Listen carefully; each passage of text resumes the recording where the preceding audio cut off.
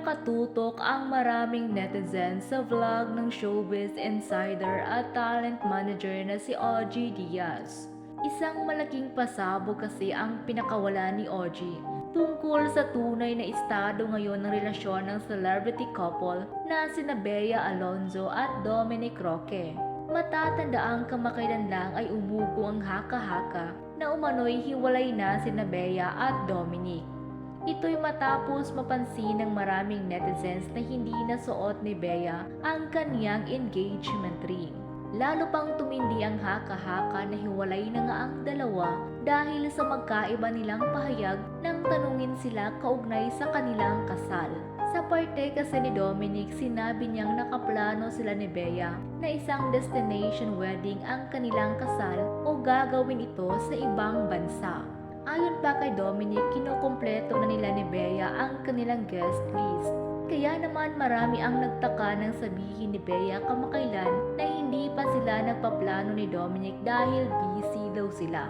Ayon pa kay Bea, wala siyang maibabahagi na detalye tungkol sa kanilang kasal dahil in the first place wala pa raw silang napagplanuhan.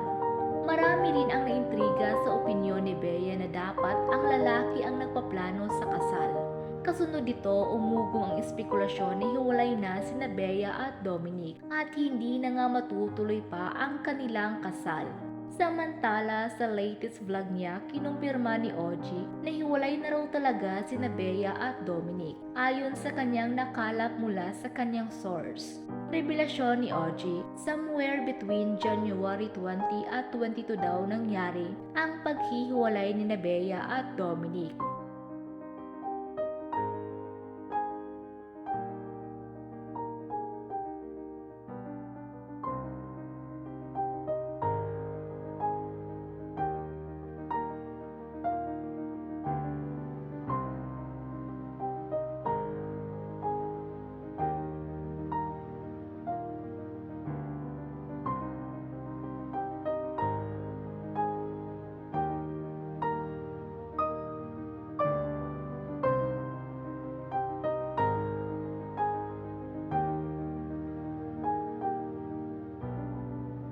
Pinili naman ni OG na hindi na idetalye pa ang dahilan ng hiwalayan ni Bea at Dominic dahil hindi raw ito maganda. Ayon pa kay OG, ibigay na lamang umano nila kina Bea at Dominic ito.